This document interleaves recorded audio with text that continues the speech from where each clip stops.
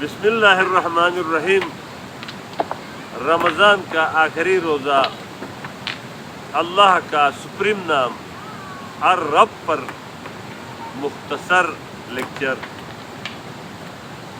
ہم جب قرآن شروع کرتے ہیں تو ابتدا میں ہی بسم اللہ کے بعد الحمدللہ کے بعد رب العالمین آتا ہے۔ الحمدللہ دعویٰ ہے تو حمد سارا اللہ کے لیے خاص ہے، کل کے کل، تو اس کے دعوے کا دلیل رب العالمین ہے۔ جب نماز میں ہم چلے جاتے ہیں تو رکوع میں ابتدا ہی میں سبحان رب العظیم رب کا نام آتا ہے۔ جب ہم سجدے میں چلے جاتے ہیں تو وہاں پر بھی سبحان رب العظیم رب کا نام آتا ہے۔ تو یہ رب اللہ کا سپریم نام ہے۔ صفاتی ناموں میں 99 ناموں میں الرب کہیں بھی نہیں آیا، کیونکہ یہ صفاتی نام نہیں ہے۔ الرب نام اللہ رب العزت کا یہ سپریم نام ہے۔ اس پر میں آج لیکچر کا ابتدا کرتا ہوں۔ لیکچر کے درمیان ایسے جملے اور اقوال آئیں گے جن کو اگر تشریح اور پھیلاؤ کا ترتیب دیا جائے تو ہر ایک جملے پر انشاءاللہ ایک کتاب وجود میں آئے گا۔ الرب سپریم حیثیت اللہ کی صفاتی ناموں میں الرب کیوں نہیں آیا؟ کیونکہ رب ہونا اللہ کی سپریم حیثیت ہے، صفت نہیں ہے۔ کیونکہ مخلوق اپنے آپ سے بے خبر ہو سکتی ہے لیکن رب ان سے بے خبر نہیں ہو سکتا۔ تمہارا دل دماغ کا ایک ایک ریشہ اسی رب کا بنایا ہوا ہے۔ ہمارے جو یہ دماغ سوچتا ہے، دل جو احساسات کا سمندر ہے، اس کے ریشہ ریشہ اسی رب کا بنایا ہوا ہے، اور وہی رب غیر محسوس طریقے پر پوشیدہ حقائق کو سمجھ کر لطیف ورکنگ کرنے والا ہے۔ اسی لیے خدا نے قرآن میں علم زیادہ دینے کے لیے دعا کرنے کا حکم فرمایا اور کسی شے کی زیادہ دینے کے لیے دعا کا حکم نہیں دیا سوائے علم کے۔ تو العلم قرآن کو نوجوانوں سے چھپایا جا رہا ہے۔ جوان طبقے سے قرآن کو چھپایا جا رہا ہے، کیونکہ یہ انقلابی کتاب ہے۔ جب نقوش سے یہ نفوس میں منتقل ہوگا تو چلتی پھرتی زندہ ایک اکیڈمی، انقلابی اکیڈمی بن جاتا ہے۔ یونیورسٹی اور سکولوں کے ذریعے ملکی لیول پر تکتمون الحق کا سورۃ بقرہ کے آیات کا ایک لفظ میں کوٹ کرتا ہوں۔ یہ آیات نمبر 41 ہے، جس میں آپ دیکھو تو تکتمون الحق کا سورۃ بقرہ آیات نمبر 41۔ کیوں؟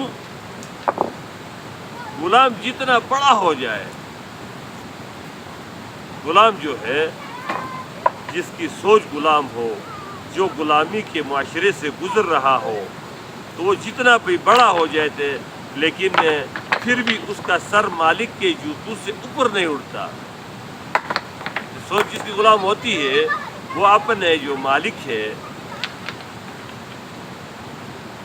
شخصیت پرستی جس کے دماغ پر چھا جاتی ہے، تو وہ شخصیات کے جوتوں سے اوپر اپنا نظر نہیں اٹھا سکتا ہے۔ غلام کا نگاہ جب اٹھے تو علم اس کے لیے یقینی ہے۔ جب یہ غلامی اور غلامی کی سوچ کو اتار دے، ڈیلیٹ کر دے، تو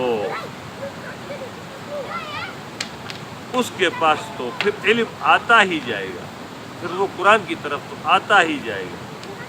پھر اللہ، فرشتے اور علم والے ایک کیٹیگری کے ہو جاتے ہیں۔ شہد اللہ انہ لا الہ الا هو الملائکۃ وَأُولُو الْعِلْمِ قَائِمًا بِالْقِسْطِ، یہ آیات دلیل ہے۔ جب آپ غلامی سے نکل کر علم کی طرف، العلم قرآن کی طرف آتے ہیں تو یہ آیات مصداق ہے۔ اس کی تشریح آپ تفسیر میں جا کر 360F کے ذریعے اسے دیکھیں۔ یہ دنیا جو ہے یہ تخیل کے کرشمے ہیں، بلندی ہے نہ پستی ہے، چند ساسوں پر کھڑا ہے یہ خیالی آسماں۔ اپنے بچوں کو یہ سکھائے کہ تمہیں خوش کیسے ہونا ہے۔ ہم اپنے بچوں کو کیا کرتے ہیں؟ یہ نہیں سکھاتے۔ احساس کمتری ذہنی غلامی کا دوسرا نام ہے۔ ذہنی جو غلامی ہے نا وہ احساس کمتری سے جنم لیتا ہے۔ جب قرآن کا علم کے فقدان ہو جائے، انسان جاہل بن جائے تو احساس کمتری کا شکار ہو جاتا ہے۔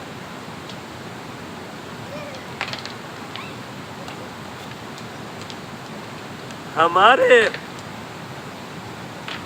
جو بولنے کا شوق ہے، بولنے کے شوق میں پہلے بے آبرو ہماری زبان ہوتی ہے۔ علم ہو یا نہ ہو ہم بولنے پر آ جاتے ہیں۔ تو لا علمی کی وجہ سے ہم انسانوں کی شرف دوسرا انسانوں پر نہیں دکھاتے، اور آواز اونچی کرتا ہے جس کی دلیل نیچی ہوتی ہے۔ جس کے دلیل ذلیل ہوتا ہے وہ آواز کو اونچی کرتا ہے۔ اگر آپ کی سوچ درست نہیں ہے تو وہی چیز آپ کو ہر وقت غصہ دلائے گا۔ آپ بے جان چیزوں پر بھی اپنی غصہ کا اظہار کریں گے۔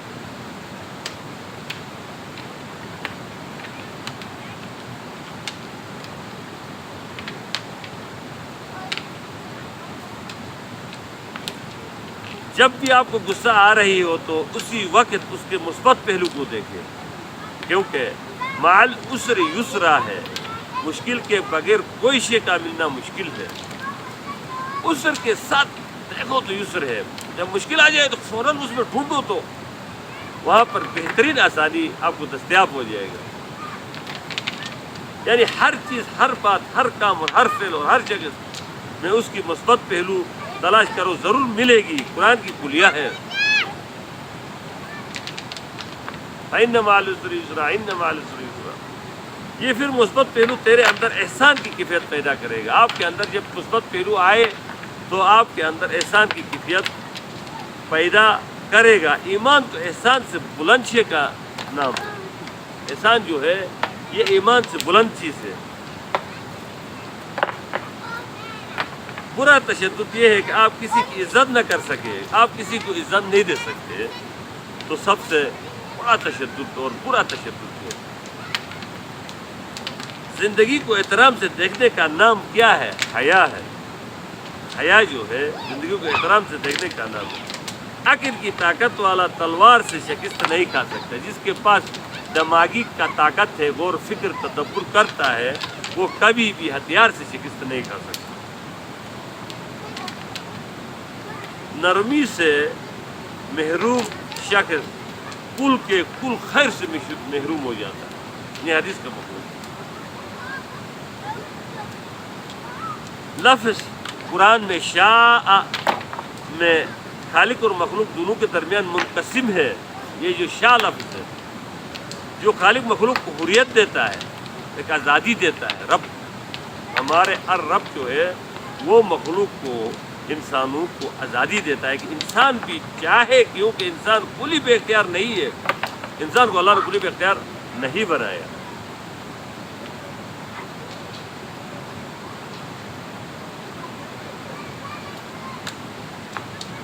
یہ اس کا حوالہ دیا گیا ہے سورۃ کہف کی آیات نمبر 24 اور سورۃ عبس آیات نمبر 12 اور سورۃ تکویر آیات نمبر 28 میں شاء کا لفظ موجود ہے کہ اللہ چاہتا ہے کہ آپ اپنے حصے کے کام کر کے کام کی انجام کو اللہ کے حوالے کر دیں۔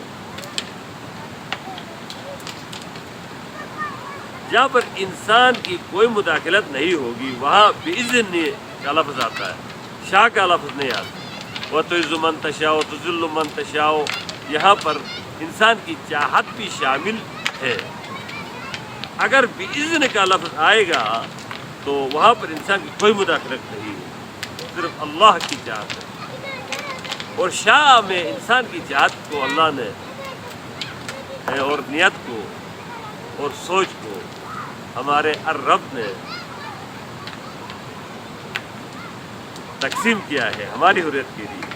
سورۃ بقرہ آیات نمبر 97 میں یہ لفظ آیا ہے، یہاں کلی طور پر انسان کی مداخلت نہیں ہے۔ یہ بِإِذْنِ کا لفظ جو آیا ہے یہ سورۃ بقرہ میں آیات نمبر 97 میں آیا ہے، یہاں پر انسان کی کوئی مداخلت نہیں ہے، کوئی چاہت شامل نہیں۔ سورۃ آل عمران آیات نمبر 145 میں بھی انسان کی مداخلت نہیں ہے، وہاں پر بھی بِإِذْنِ کا لفظ آتا ہے۔ کلی طور پر انسانی عوامل کی مداخلت نہیں ہے۔ جب بِإِذْنِ آتا ہے شاء میں انسان کی جزوی اختیار اللہ نے دیا ہوا ہے۔ آزاد خالق آزاد مخلوق کو سب سے خوبصورت تحفہ یہی ہے کہ شاء یعنی انسان نے اپنے حصے کا کام کرنا ہے، اپنی عزم نیت اور اپنی عمل جو اختیار اللہ نے دیا اس کو کرنا ہے۔ یہاں غلطیاں ہماری ہوتی ہے اور ہم اللہ پر یا تقدیر پر ڈالتے ہیں۔ ہماری غلطی یہ ہے کہ عمل سے ہم فارغ ہو جاتے ہیں تقدیر کو کا بہانہ بنا کر، جبکہ شاء میں تو ایک تحفہ ہے کہ مخلوق کی ارادہ اور عمل شامل ہے۔ سورۃ یوسف آیات نمبر 17 میں ہمارے حص کا منہ بولتا ثبوت ہے۔ عمل کی اصلاح پر مصیبتوں سے نجات ملتی ہے، زبان کی اعتراف پر گناہ معاف ہو جاتا ہے۔ جب مریم علیہ السلام نے اعتراف کیا،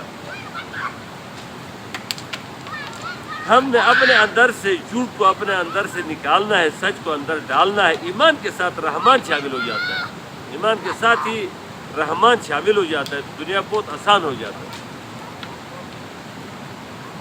جو چیز اس کو اصل سے ہٹا دے وہی رجیم ہے۔ ہم اعوذ باللہ من الشیطان الرجیم پڑھتے ہیں کہ رجیم کا کیا مطلب، ہم اس کو غور فکر تدبر نہیں کرتے، بس پڑھتے ہیں، جبکہ رجیم کا متضاد رحیم ہے، اور رجیم جیسے رجیم سے ترجمہ نکلا ہے، مطلب چیز کو بگاڑ کر دوسرے انداز میں اس کی اصل سے ہٹا دینا رجیم ہے۔ جو اس کی اصل سے ہٹا کر دوسرا زبان سے ترجمہ کیا جاتا ہے اس کو بھی ترجمہ اس لیے کہتے ہیں۔ جو مثال کے طور پر ورزش کرتا ہے وزن گھٹانے کے لیے اسے بھی رجیم کہا جاتا ہے۔ قرآن کریم ہے وہ آپ کو آپ کی اصل کی طرف لاتا ہے، رجیم کریم رحیم۔ اب دیکھو، رحیم تعمیر کا نام ہے، رجیم تقریب کا نام ہے، اور کریم جو ہے اصل کی طرف لانے کا نام ہے۔ اب آپ کے پاس رحیم کا کردار ہے یا رجیم کا، اپنے کردار پر غور فکر بہت ضروری ہے۔ قرآن کو سمجھنے کے لیے انسان کو باکردار ہونا بہت ضروری ہے۔ باکردار کے دل میں قرآن نزول ہوتا ہے۔ قرآن جب پڑھے گا باکردار جو وہ فہم کے ساتھ، تو اس کے دل پر جو قرآن جو ہے یہ نزول ہوتا ہے۔ جن معاشروں میں بدکردار تعلیم یافتہ ہو جائے تو وہاں جرائم کو قانونی حیثیت حاصل ہو جاتی ہے۔ قرآن کا لفظ رت الرتال سے ہے، یعنی عقل کو قوت و حرکت بخشنا اور توازن برقرار رکھنا، صف بندی کے ساتھ انسانی روح کو غذا فراہم کرنا۔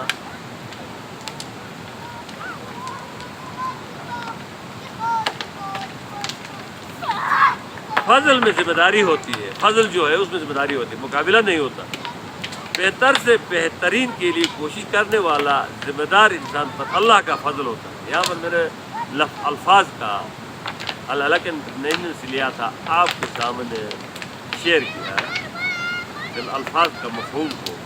سورۃ نساء آیت نمبر 95 فضل کی تفصیل ہے، وَفَضَّلَ اللَّهُ میں مجاہدین کو فضیلت حاصل ہے، جو گھر بیٹھے ہیں ان سے بہت زیادہ، جو جد وجہد کرتے ہیں نا ان کی بڑی فضیلت حاصل ہے۔ محدود کو لامحدود اختیار ملنا فضل ہے۔ جس انسان میں جتنا فضل ہے وہ اتنا ذمہ دار ہے۔ جبکہ رحمت میں دائمی حفاظت کا عنصر ہے۔ غیر منقطع عمل کو رحم کہتے ہیں۔ آیات کا مطلب نشاندہی ہے، ہم آیات کہتے ہیں نا، یہ نشاندہی یہ کرتا ہے، یہ بہت سے علم کی نشاندہی کرتا ہے۔ 6666 ہر آیات میں بڑے بڑے علم اور بڑے بڑے معجزات کی طرف اشارے ہیں۔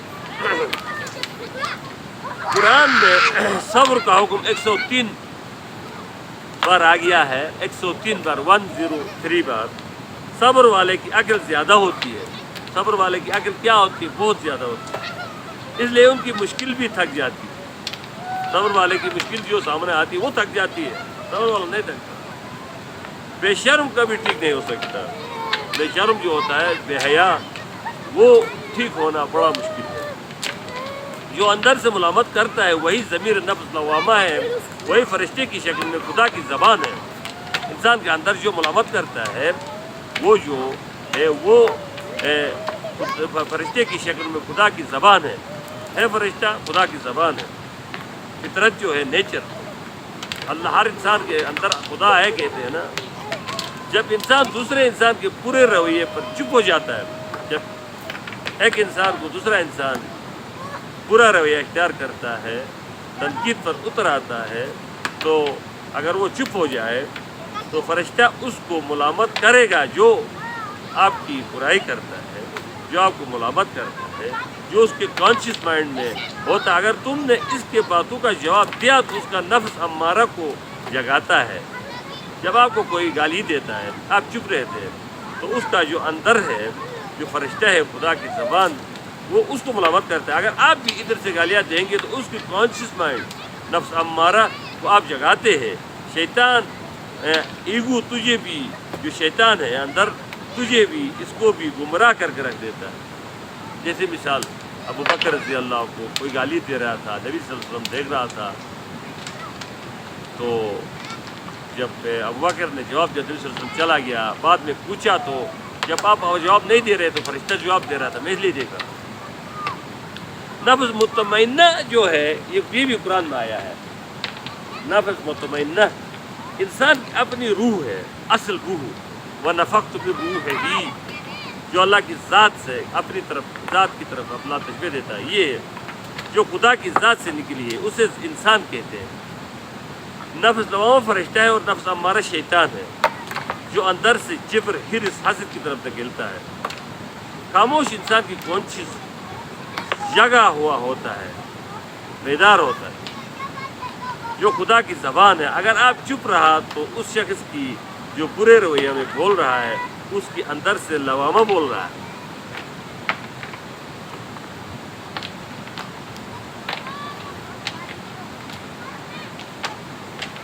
ہم لوگ جو ہے، ہماری مثال ایسی ہے، ہم ایگزامینیشن ہال میں ہیں، لیکن ہم جہاز میں ورزش کے لیے پارک گھوم رہے ہیں۔ ہم جہاز میں ہیں، یہ جو بین الاقوامی، یہ جو دنیا ہے، ہماری جو گولہ ہے، یہ ایک جہاز کی شکل میں ہے، گھوم رہا ہے۔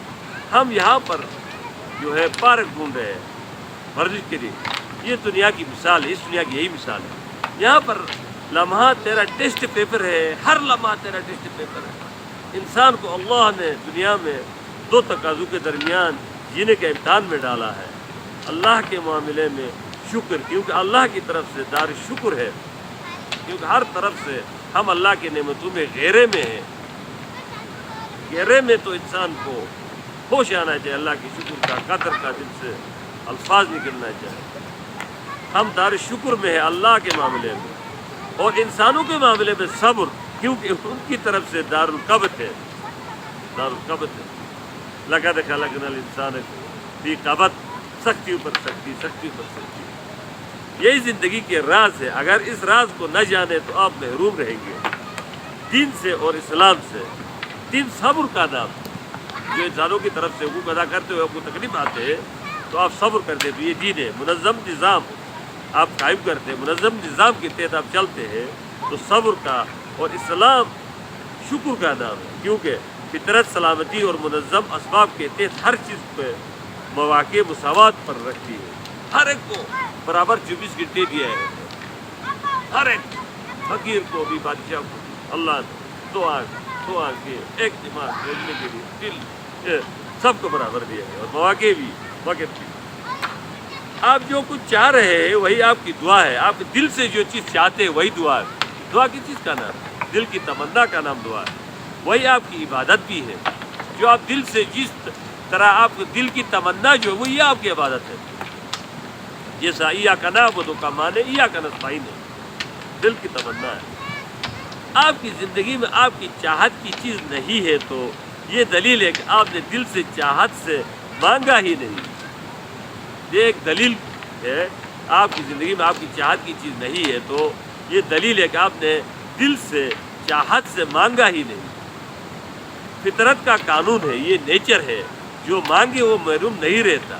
جو دل سے مانگتا ہے تو اللہ پاک اس جنون کے تحت وہ چیز اس کو دیتا ہے۔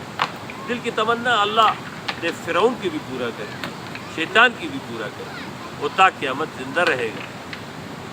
تو ہماری دل سے دعا نہیں نکلتی، ہم دل سے دعا نہیں مانگتے اور کہتے ہیں کہ دعا قبول نہیں ہوگی، دعا قبول نہیں ہوگی۔ قرآن کا مقصد خدا کی تخلیقی نقشہ کو انسان جانے، جو تخلیقی نقشہ ہے رب العزت کا اس کو انسان جانے اور پھر خدا کا دیوانہ ہو جائے، خدا کا دیوانہ ہو جائے۔ فی البدی علم آئے، پھر فی البدی علم آئے، ہر ایک نصر کو اسٹڈی کرنے سے پھر وہ علم آپ کا اپنا علم ہوگا، اس کے لیے رٹے کی ضرورت نہیں ہوتی۔ انسانی جو ہے، انسانی جسم وہ تین غیر مادی اجزاء ایگو، کانشیس، اسپرٹ رکھ دی گئی ہے، شیطان، فرشتہ اور روح، یعنی شیطان، فرشتہ اور روح۔ فہم قرآن کو تقویٰ کہا گیا ہے، جس کے پاس قرآن کی فہم ہے اسے تقویٰ کہا ہے۔ سورۃ بقرہ آیات نمبر 282 کی تشریح آپ دیکھیں، آپ سورۃ بقرہ کی آیات کی تشریح دیکھیں جو میں نے فگر بتایا۔ خدا کو محسوس کرنے کا نام کیا ہے؟ تقویٰ ہے، جو سب کچھ کرنے والا ہے، جو رب سب کچھ کرنے والا ہے اس کو محسوس کرنے کا نام تقویٰ۔ پھر مصنوعی بڑائی جو مائنڈ میں ہے سب ختم ہو جاتی ہے۔ جیسے فرعون کی جادوگروں نے خدا کو محسوس کیا، جب فرعون نے قتل کی دھمکی دی تو کہنے لگے کوئی فرق نہیں، تم اس دنیا کے لیے صرف قتل کرتے ہو، یعنی خدا کو محسوس کرنے کے بعد یہ دنیا چھوٹی لائن بن جاتی ہے۔ جب اللہ کو کوئی محسوس کرتا ہے تو یہ جو دنیا ہے یہ ایک لکیر بن جاتی ہے، ایک چھوٹی لکیر اور لائن بن جاتی ہے۔ مثبت سوچنا خدا کا ذکر ہے، اچھے سوچوں کو سوچو۔ خدا کی یاد سے ایک رویہ مل جائے گی۔ اللہ جل جلالہ نبی صلی اللہ علیہ وسلم کو حبیب کیوں بتایا؟ جس کی وجہ اور منطق یہ ہے کہ آپ صلی اللہ علیہ وسلم انسانیت کو اپنی قلبی رحمانیت کا حصہ بنائے۔ سارے دنیا کے تمام انسانوں قیامت تک آنے والے انسانوں کی عشق اور محبت دل میں لی نبی پاک اور ہر ایک کی قدر اور محبت میں درد رکھتے تھے۔ جب کہ آپ صلی اللہ علیہ وسلم ایک یہودی کی جنازے پر کھڑے ہوئے تو کہا گیا کہ یہ یہودی کا ہے یا رسول اللہ، تو آپ صلی اللہ علیہ وسلم نے فرمایا کیا یہ انسان نہیں ہے، کیا یہ انسان نہیں ہے۔ اب غیظ غضب کی منطق، غیظ کے لیے کاظمت یعنی چینلائز قوا معافی کو تیار کرنا ذکر ہے قرآن میں خدا کا، کیونکہ ان کو اللہ حفیظ رکھتا ہے جو غیظ غضب کو کاظمت کرتے ہیں، یعنی کہ چینلائز کرتے ہیں، اور ان محسنین کی لقب دیتا ہے، ان کو محسنین کی لقب دیتا ہے۔ جو غصے کو پیتا ہے ان کا نام محسنین دیا، اور محسنین کو اللہ رب العزت محبت اور حبیب رکھتا ہے۔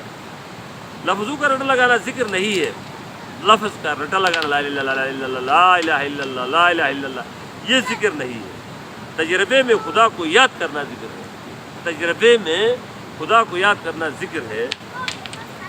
غصہ آتی ہی مندرج بالایت کا فہم یاد آئے اور غصہ کو